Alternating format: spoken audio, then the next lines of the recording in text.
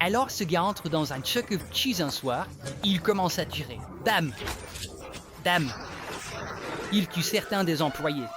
Et certaines personnes pensent que ce massacre a inspiré toute une franchise de jeux vidéo.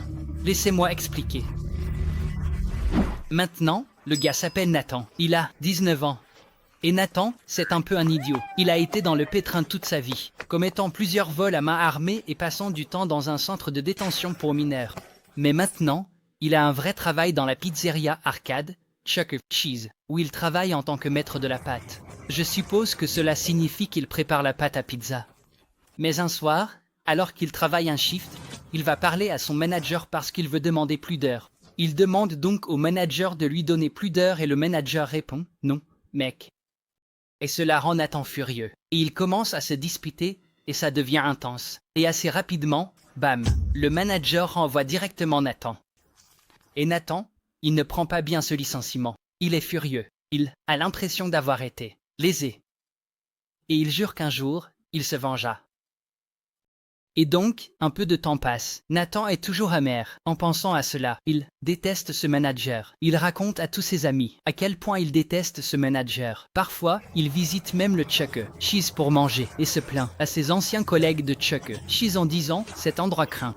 Ce manager est nul. » Et je suppose que ses anciens collègues le prennent en dérision, mais ils ne le prennent pas vraiment au sérieux. Et 5 mois passent, et ce ressentiment s'est accumulé en lui tout ce temps. Comment ose-t-il le renvoyer alors qu'il a juste demandé plus d'heures?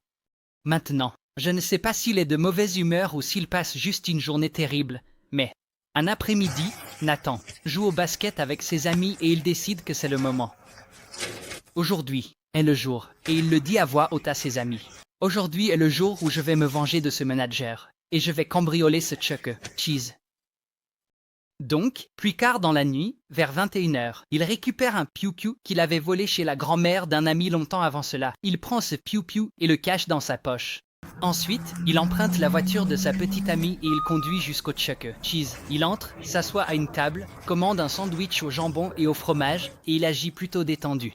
Et puis il y va et il joue à un jeu d'arcade. Le jeu auquel il joue est en fait Hogan et Sally, qui est ironiquement un jeu de tir où vous tirez sur des cibles avec l'un de ces gros pistolets d'arcade rouges. De toute façon, après avoir joué à Hogan et Sally, Nathan va discuter avec un employé, un ancien collègue à lui, et il lui demande si ce vieux manager qu'il a renvoyé travaille ce soir-là. Et l'ancien collègue répond que non, il ne travaille pas ce soir. Et donc, le gars sur qui Nathan veut se venger n'est même pas là. Et toute cette rancœur qui s'accumule en lui ne mène à rien. Alors maintenant, que va-t-il faire ? Va-t-il partir? Va-t-il toujours cambrioler l'endroit? Eh bien, quand il voit les derniers clients au comptoir de caisse récupérer leur prix qu'ils ont gagné, c'est le signal que le restaurant est sur le point de fermer. Nathan se dirige donc vers les toilettes pour se cacher et réfléchir à ce qu'il doit faire. Et pendant qu'il est là-dedans, les clients partent et les employés de Chuck E. Cheese commencent à fermer le magasin. Donc Nathan, il est dans la salle de bain et il se regarde dans le miroir. Il fixe son reflet pendant peut-être 10 minutes, essayant de décider s'il va vraiment passer à l'acte avec ce crime qu'il a prévu. Et c'est à ce moment-là qu'il se dit « Tant pis, il va le faire ». Il sort des toilettes et sort son pistolet. Il voit d'abord une employée qui nettoie le bar à salade, et elle ne le voit même pas. Et donc, il s'approche d'elle, et il met son piou-piou contre sa tête et bang. Et elle est désactivée. Puis, il s'approche rapidement d'un autre employé. Cet employé est en train de passer l'aspirateur et Nathan lève son piou-piou et bang, juste en plein visage. Il voit un autre employé, et elle le voit en fait tirer sur les autres. Elle le voit s'approcher, et elle se met immédiatement à genoux en le suppliant de ne pas la tuer. Ne tire pas, je ne dirai rien. Mais parce qu'elle l'a déjà vu éliminer 2 personnes, il répond qu'il doit le faire. Et il pointe son petit pistolet vers sa tête, et bang. Désuni. Ensuite, Nathan court dans la cuisine, et ce gars est là, il s'appelle Bobby. Bobby est en train de nettoyer, et il a entendu les coups de feu venant de la salle à manger, mais il pensait que c'était les autres employés qui faisaient éclater des ballons. Donc, cela ne l'a pas alarmé. Mais maintenant, il voit Nathan s'approcher de lui, et avant qu'il ne puisse réagir, bang. Nathan lui tire droit dans la mâchoire, et il tombe au sol. Puis Nathan se dirige vers le bureau du manager où se trouve la responsable de nuit. Elle est là, en train d'enregistrer des reçus et au moment où elle lève les yeux et voit Nathan, il est déjà là, pointant son arme vers elle. Et il lui dit de déverrouiller le coffre-fort. Elle le fait. Et immédiatement après, bang, Nathan lui tire dessus. Puis il prend son sac à main et le remplit avec 1500 $ en espèces provenant du coffre, des porte-clés Chuck E. Cheese, et pour une raison étrange, une poignée de jetons de jeu. Comme s'il allait revenir un jour et essayer de gagner des prix ou quelque chose comme ça. Mais de toute façon, après cela, il monte dans la voiture et s'en va, fuyant les lieux. Et il fait tout cela.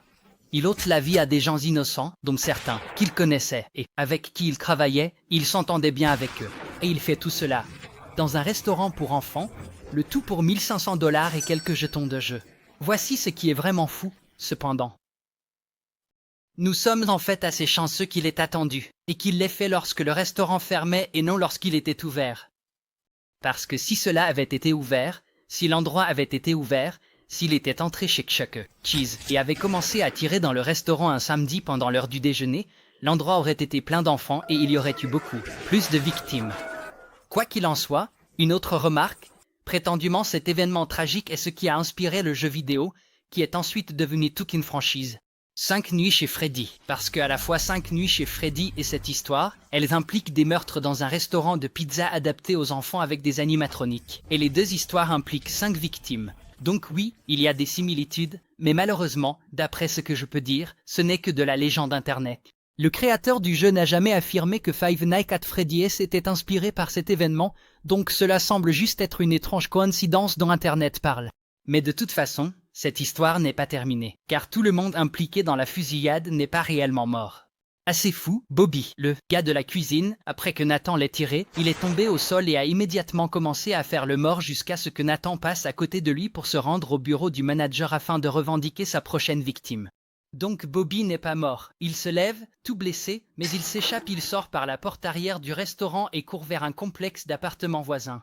Il trouve un résident et lui dit « Ed, il y a eu une fusillade au Chuck E. Cheese ». Alors ce résident appelle le 911. « Oh, urgence 911 ». L'homme qui a été tiré chez moi, juste ici, il vient de Chuck E. Cheese, il affirme qu'il y a eu beaucoup de gens abattus là-bas.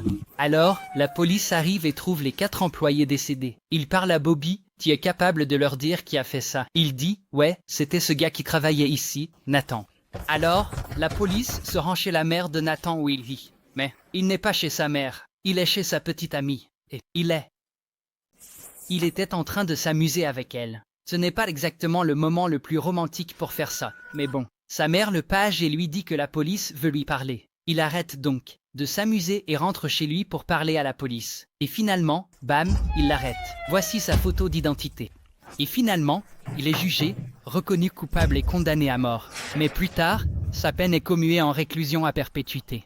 Alors, un clin d'œil au Colorado.